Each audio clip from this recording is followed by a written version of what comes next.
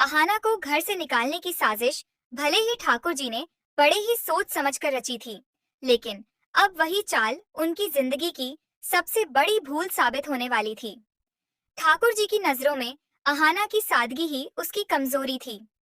उन्हें लगता था कि वो कभी सच का सामना नहीं कर पाएगी, लेकिन वे नहीं जानते थे कि जब एक औरत का सम्मान दांव पर लग जाए, तो वो खुद तूफान बन जाती है।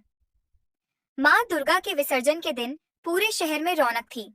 घर के सभी सदस्य देवी माँ की आरती की तैयारियों में लगे थे। चारों तरफ रंग बिरंगी झालरें, ढोल की थाप और भक्ति गीतों की गूंज थी। इन्हीं भीड़भाड़ के बीच ठाकुर जी ने श्यामल को इशारा किया। आज का दिन आखिरी होना चाहिए, कोई शक ना करे। श्यामल ने भी चाल चल दी। उसने चुपके से अहाना के शरबत में भांग मिला दी। अहाना ने भोलेपन में वो शरबत पी लिया और कुछ ही देर में उसकी दुनिया लड़खड़ाने लगी। आरती के बीच में ही अहाना असंतुलित होकर बोलने लगी। उसके शब्द बिगड़ने लगे और सबकी नजरें उस पर टिक गईं। लोग फुसफुसाने लगे कि देखो, छोटी बहू ने तो नशा कर रखा है। अर्जुन, जो अपनी पत्नी पर सबसे ज्यादा गर्व करता था, इस अपमान को बर्दाश्त नहीं कर पाया। उसने गुस्से में आकर अहाना को सबके सामने थप्पड़ मार दिया। उस थप्पड़ की गूंज ने न सिर्फ अहाना का दिल तोड़ा, बल्कि पूरे घर की नींव हिला दी। इस मौके का फायदा ठाकुर जी ने उठाया। उन्होंने दुर्गा देवी के कानों में झर घोलना शुरू किया। देखिए माँ जी, आपको तो इस पर बहुत भरोसा था, लेकिन आपकी लाडली छोटी बहू ने आज घर की इज्जत मिट्टी में मिला दी। क्या अब भी आप इसे इस घर में रख पाएंगी?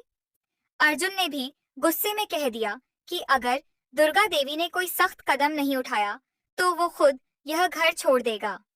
दुर्गा देवी के दिल में अहाना के लिए ममता थी, लेकिन बेटे और समाज के दबाव में आकर उन्होंने अनिच्छा से अहाना को घर से निकालने का फैसला सुना दिया।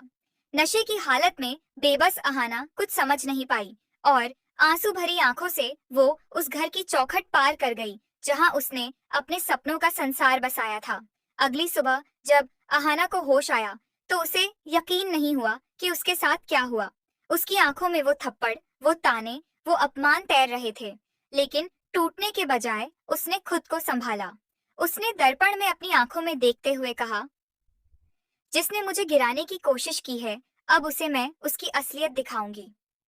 उसी पल से अहाना की जिंदगी एक नई दिशा में बढ़ गई। उसे शक था कि श्यामल ही इस सब के पीछे है, क्योंकि वही उस वक्त सबसे ज्यादा उसके आसपास मंडरा रहा था। अहाना ने अपनी चुप्पी को अपना हथियार बना लिया। उसने चुपचाप श्यामल और ठाकुर जी पर नजर रखनी शुरू कर दी। कई दिनों तक उसने दोनों की गतिविधियों को देखा, उनके मिलने जुलने के समय नोट किए, और एक रात जब सब सो चुके थे, अहाना ने अपनी साड़ी का पल्लू सिर पर डाला और चुपचाप घर से बाहर निकल गई।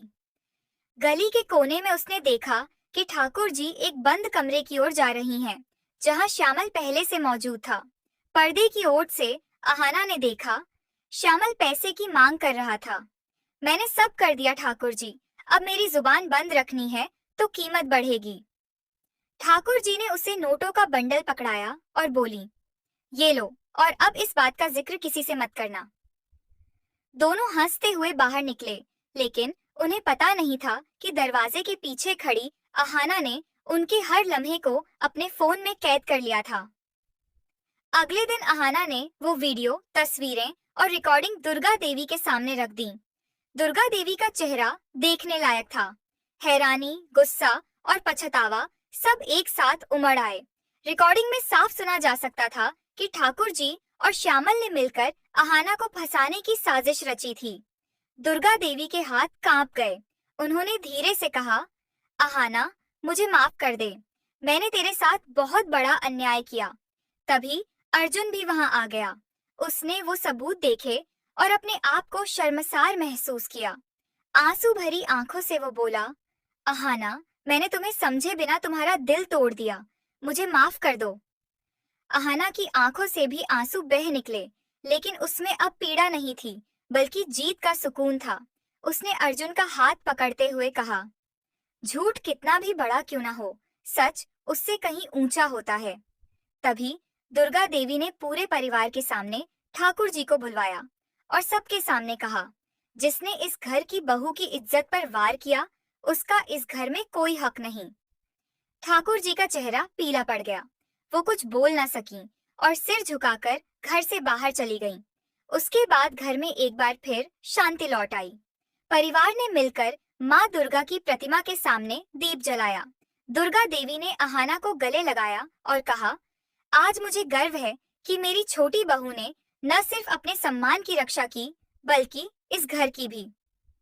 अर्जुन ने भी सबके सामने स्वीकार किया कि सच्चा रिश्ता विश्वास से बनता है, शक से नहीं। दूसरी ओर श्यामल को पुलिस ने पकड़ लिया। उसने अपने बयान में सब कुछ कबूल कर लिया कि उसने ठाकुर जी के कहने पर अहाना को बदनाम करने की साजिश रची थी। इस खबर ने पूरे इलाके को हिला दिया।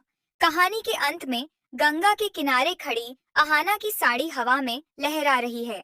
सूरज की किरणें उसके चेहरे पर चमक रही हैं। उसके हाथ में वही शंख है जो उसने विसर्जन वाले दिन उठाया था।